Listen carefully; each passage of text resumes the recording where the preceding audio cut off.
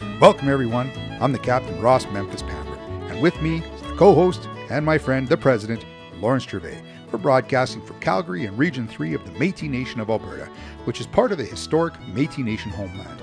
We would also like to acknowledge these lands are the traditional territories of the Blackfoot Confederacy, the Siksika, the Kainai, Piikani, Tsuut'ina, and Stoney Nakoda, with whom we share this land on the basis of our historical and ongoing relationships. We would also like to say thank you to our First Nation friends, to the Métis settlements, and to the Métis brothers and sisters and families. We would also like to give thanks to our elders for the guidance and to Mother Earth for the time she allows us to be here to use her bounty. And now, folks, let's get the wheels moving.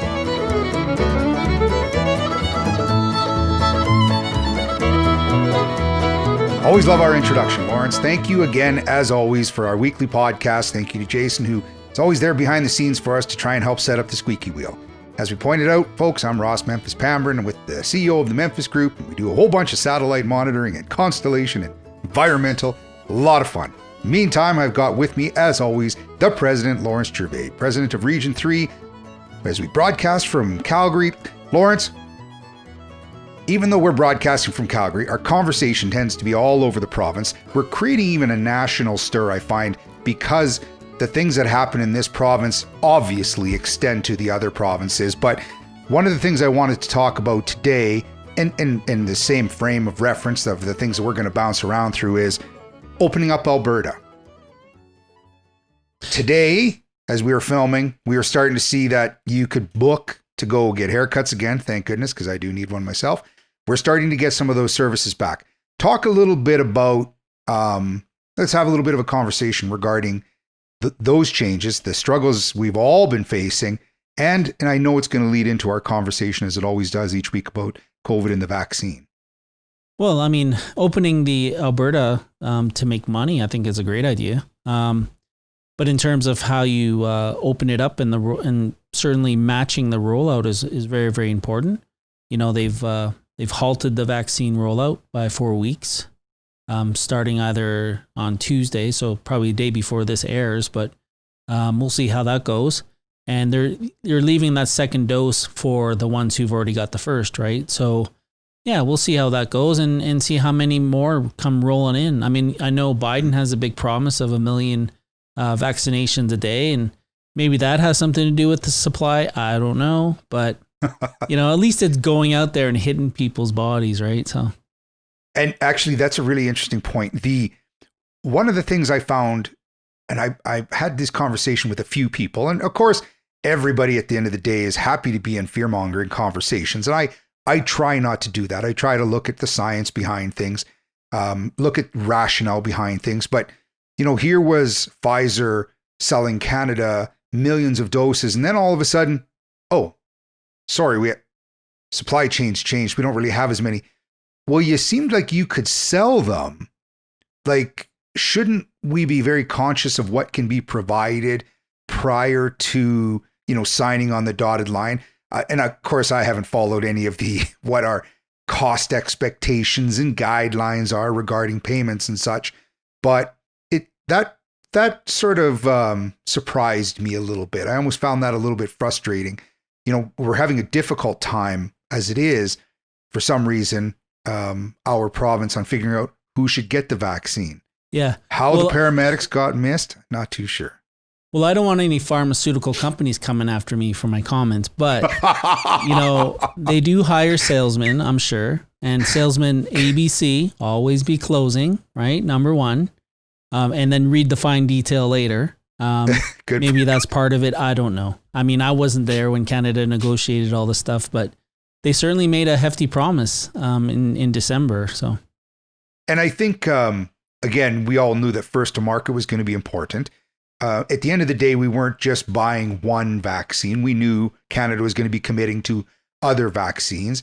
We've really started to step up the fact that we're going, well, why aren't we being able to provide these kind of services within our own economy, within Canada, within our own constitution? So I think if these were sort of the kicks in the backside that said, here's what we have to do in order to really be conscious, I think that's what's going to help us move forward. But just like we were trying to come up with and the wonderful Dr. Dina Hinshaw come up with new strategies of how are we going to protect ourselves. In some cases, I still think we're throwing a few darts. We're going to give everybody, or try to give everybody, one dose. Well, now, are we holding the second dose? Is it better to try and give that second dose to somebody as their first dose? I think if we continue to really focus on ensuring that we're giving it to the right people, I think that's a bigger part of the conversation. But at the end of the day, maybe they all have to happen. Yeah, and they're going to hit the paramedics. They're going to hit the frontline people pretty quickly here. And if they got to wait 4 weeks, well, then that's just a matter of days. But they said that after the 4 weeks, there's going to be a lot more doses coming. So that's part of it too. So we'll see what happens. In a small way, we're part of the lack of a better term. Let's not say we're part of the media. We're definitely not part of the journalism. We're sharing a conversation from a Métis perspective. Really should focus on that. And thank you to all those people who clicked that little red box that says subscribe, because they recognize that's what we're trying to do, create and continue the conversation. And I know that you've definitely been in provincial conversations, Lawrence, based on your role of one of 6 regional presidents, and one of the largest regions. Where do you find those conversations are at? Because we're sort of subscribing to most of the same theories of who should receive the vaccine first. Well, the media, Métis, for instance, is lumped into the regular vaccination phases, right? So we're not singled out. We're not put above anybody else. If there's a 75 and older vaccine that's coming, we're part of that 75 and older vaccination program too, just like anybody else. The only thing that we can probably do as a Métis Nation is gather our people a little bit quicker to get the vaccination. But that's pretty much all the process that the MNA is involved in. And actually, thank you for pointing that out, because I apologize. My comment was almost a little misleading, because I find I run sometimes into conversations, connections with people. They're like, oh, well, Indigenous population is just getting the vaccine first. No, not necessarily. Let's not confuse the rollout of how the approach is with First Nations versus, you're right, where our Métis citizens fall within the provincial framework of healthcare. So that's important. Thank you for recognizing that. Yeah, and I understand Lawrence, that first phase rollout going to people on reserves and Métis settlements, because they're a little more rural than us here in the city. So they don't have access to a lot of the things that can help them if they get sick, right? So that's predominantly why they're doing it, because they are a vulnerable population too, right? Health-wise. Oh, absolutely. Yeah. And because of a lot of the relationship regarding First Nations, and I'm not here to speak on behalf or try and create a lot of conversation regarding some of their struggles. That's definitely something that they deal with. But our conversations, we do know that there is the federal relationship with First Nation communities. It does provide a challenge, and that challenge is, there have been, I think, provinces and the federal government has been trying to amend or develop new strategies, because most of the time you live within your province, it's your province is working, to solve most of the issue. Whereas in this situation, there's definitely a federal relationship. So hopefully things don't burn down to our American cousins here in the next couple days, because though I'd like to lead into a little bit of a conversation about energy.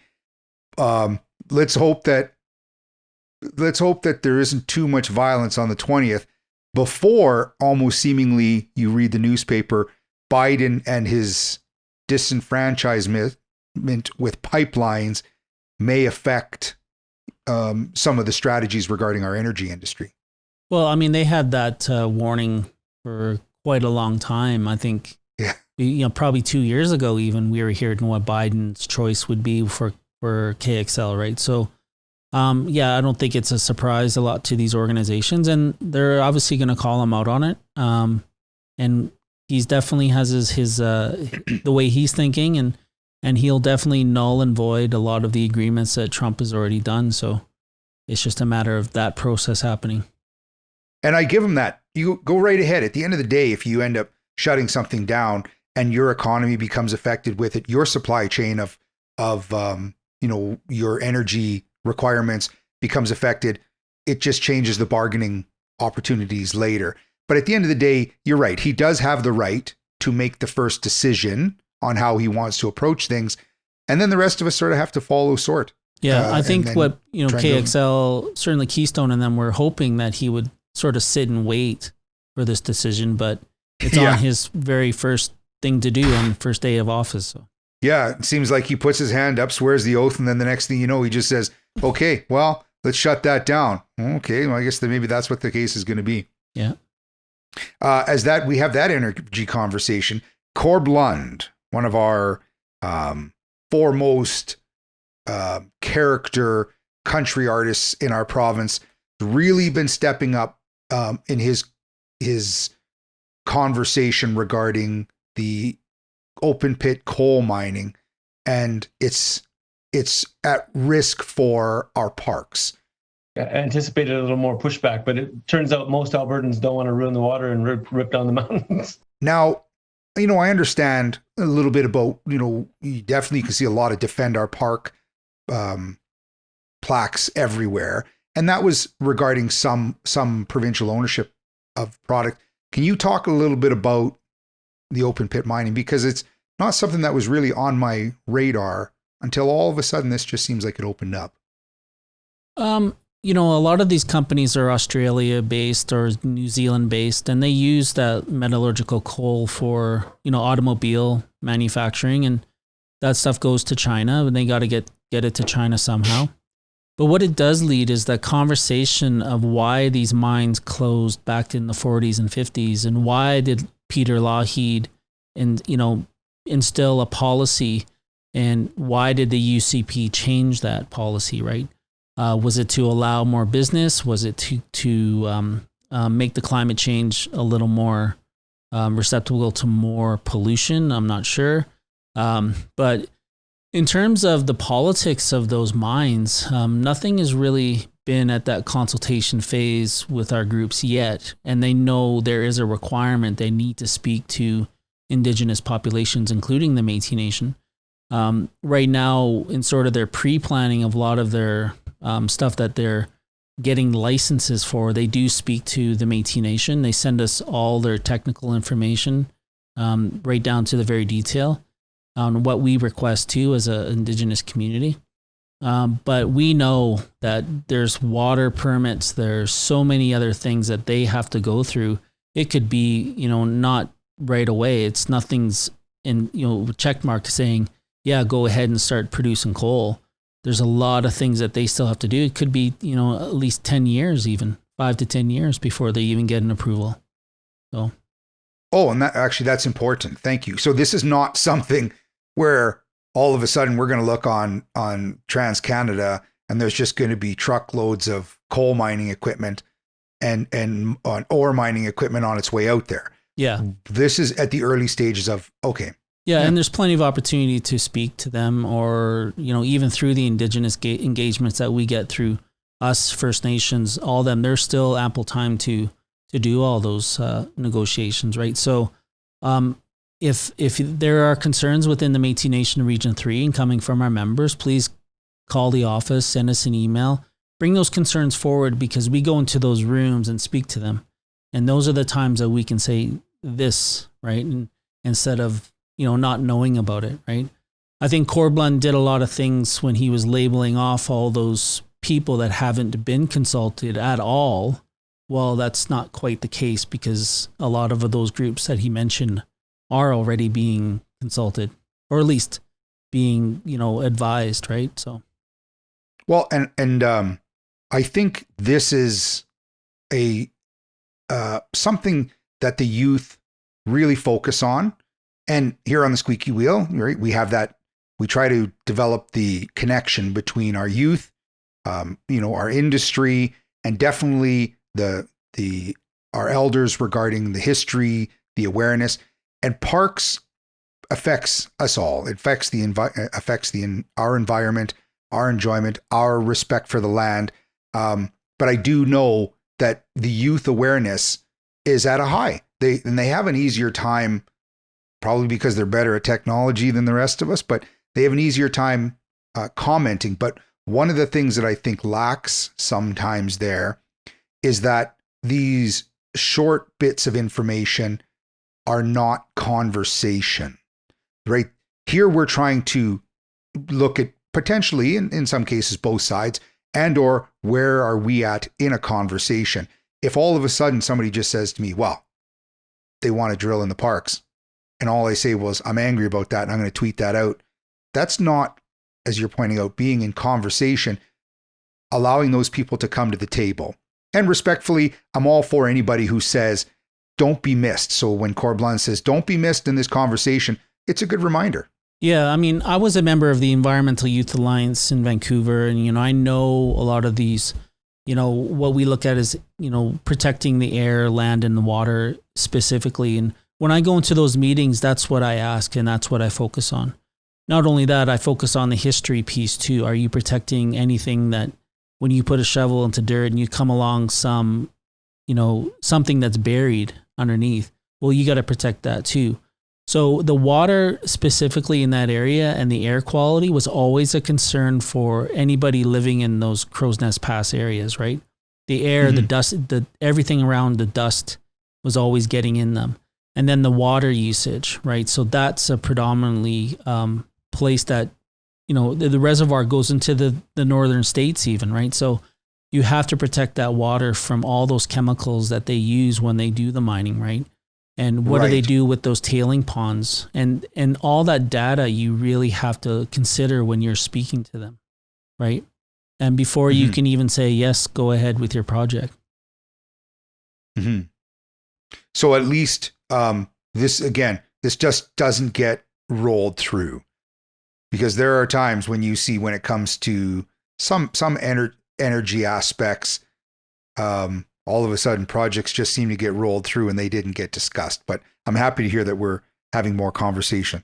Let's switch things around just a little bit, Lawrence, because I know you and I, a topic that we always enjoy, sports.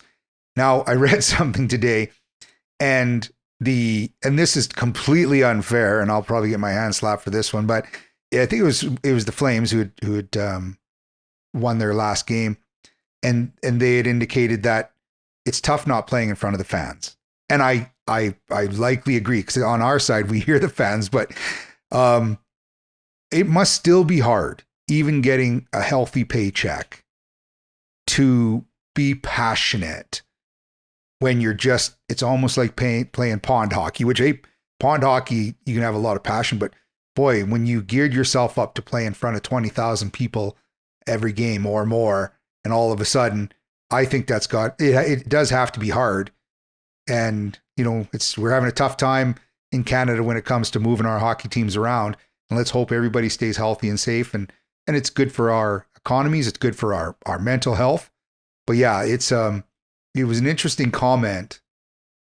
Well, I don't know if it makes a team better. In terms of, there's been some pro teams that are used to playing with no fans, unCOVID related anyways, but, and I'm not going to mention names, but, here in Canada, we're definitely used to large crowds, definitely at a game. Yeah. And so are the players, right? But they'll adjust, it's only the first couple games, but, by the middle of this short season, it's just like every day going to work, right? Yeah, good point. It is still just going to work, and seemingly having more Canadian teams playing other Canadian teams. I foresee the rivalries building up just as much as they were before, which gives us all the energy, gives us the excitement, watching that the rivalries happen between provinces and between Edmonton and Calgary, for example. They'll find those rivalries within the match. Yeah, and I'm sure it helps the ego having all those people cheer for you. But, like, for instance, when I was living in Toronto and the Rolling Stones were playing there at a big stadium, well, they had, these side concerts inside Toronto, these small little clubs like the Rivoli and all those places on Queen. Well, just imagine one day you're walking by and you see a sign that says the Stones are playing, and you get a ticket and you go in this little 200 venue. There's no seats in there anyways. And watching them on the stage, right? I don't think that really matters to the person. That's true. They used to actually come often and warm up within the cities that they were going to be playing in.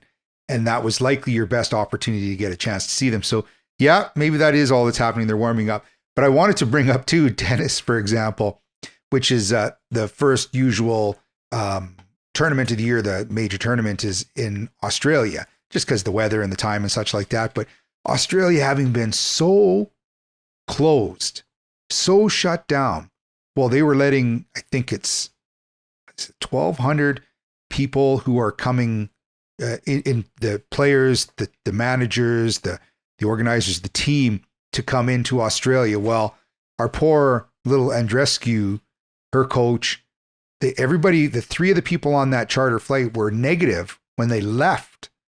I think it was North America. By the time they got there, 3 people tested positive. I was very surprised. And there's a bit of infighting between the number 1 seed, Djokovic, and some of the other players, because Djokovic said, well, I don't want to be stuck in a hotel for the first 14 days. I want to get a private house with a tennis court so he can go out and practice all he wants. But all those professionals, the highest level of professionals, 14 days in their room, quarantined. I don't know how you stay stretched out. How do you stay warmed up? How do you prepare? They're not, I guess maybe you're swinging your racket in your hotel room, but maybe you're practicing serves down the hallway. I don't know. Well, I mean, it's kind of funny, ironic that Djokovic has a lockdown when he's the one who caught COVID there and going to a nightclub and all that stuff. But yeah. Oh, that's why some of the other players are very, very harsh, saying, I don't know who you think you are. And even the bad boys of tennis, Kyrgios, he's Australian, we're saying, I don't know who you think you are, but remember what you've already done to this sport? Whew. Yeah. Yeah. That makes the hockey rivalries not seem like it's that big of a deal. Yeah. But I also look at what they're getting in income. I mean, some of those tennis players who aren't getting a lot that are there, maybe that affects them, but some, they make a lot of money doing what they do. Oh, so absolutely. 14-day vacation in Australia is not that bad. I mean, we live in Calgary and Airdrie here, and we're going to get -14, -20 temperatures coming pretty soon here.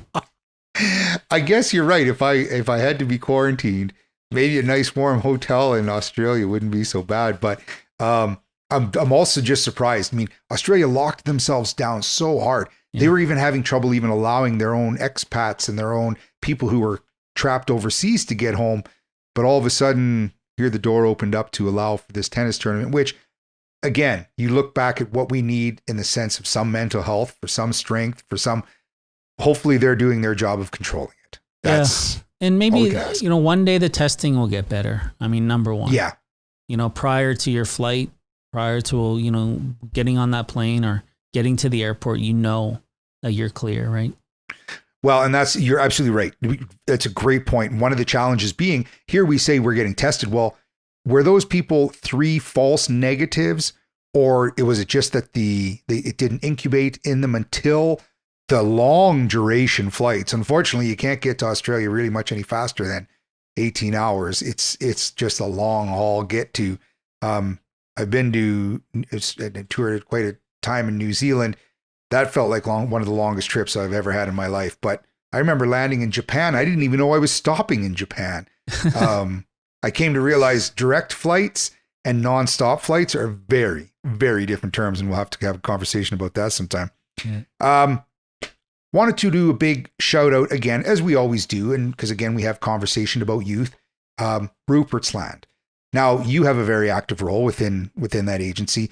It sounds as though there was an article I was just reading that they wish, not regarding Rupert's Land specifically, but they wish that our numbers of Indigenous individuals who are completing secondary levels of education, those numbers aren't as high, even though we are finding more support. But I'm finding that the support maybe wasn't as strong years ago, but right now it seems as though, folks, there is a lot of opportunity for funding if you are from definitely within the Métis community. But talk a little bit about Rupert's Land. Where do you see some of their, like, sounds like the scholarships we're doing a great job. We're getting good traction.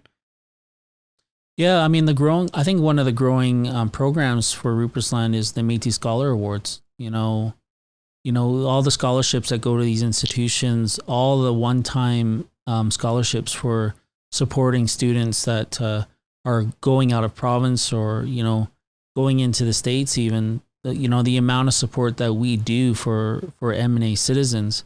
And Rupert's Land is not an organization on its own. It's an affiliate of the M&A, right? Right. It's still under our sort of umbrella. I just happen to be a board member. Prior to this, I was the minister. But, I think education, training, and research is always, well, specifically not research, but the education and training piece is always the entry level into the Métis Nation. So those ones who self-identify as being Métis, when they want to go to school or they want to get a job, well, this is their entry into the M&A because now they require a card and they have to apply to get that membership, right? So what we're kind of seeing, we kind of adapt to that growth, I think, with all our programs. And maybe what Rupert's Land is seeing, just a bit of yes, we've helped M&A citizens, but maybe we need to help these people who have applications in process still, right? So that's maybe something to do with a barrier there. But, what we're offering students is pretty immense. Like it's amazing, actually.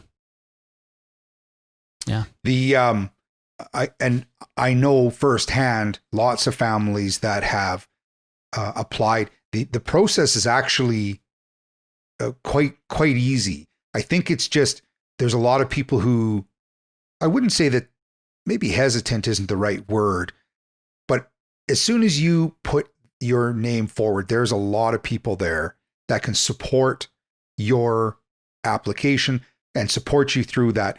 I mean, I haven't been in school for a long time, but remember we had the guidance counselors and you could go to them and say, well, what resources are available? To me, I think Rupert's Land also has that. There's people there who could be a part of supporting and guiding you. You just have to put that, first application in or send them your name and say, here's where I want to get started. Yeah. But yeah, answering that question, I remember being asked that question many, many moons ago. What do you want to be when you grow up? Yeah. Well, I kind of always wanted to be a scientist, but it took a long time to get there, being a nurse and a fireman through the whole route, and a musician. But I'm enjoying what I do when it comes to science now.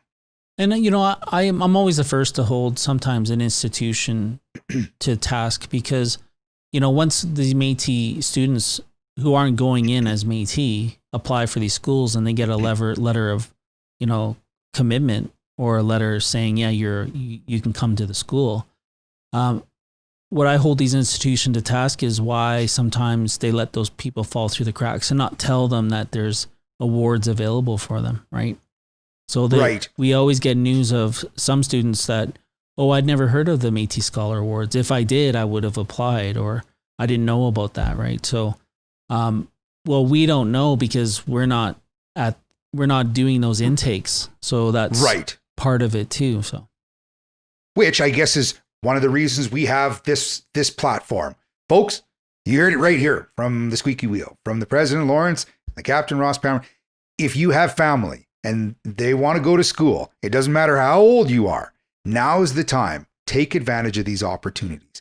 This is the best time. And if you get one of those scholarships, you have a responsibility to find 10 friends to subscribe to the Squeaky Wheel.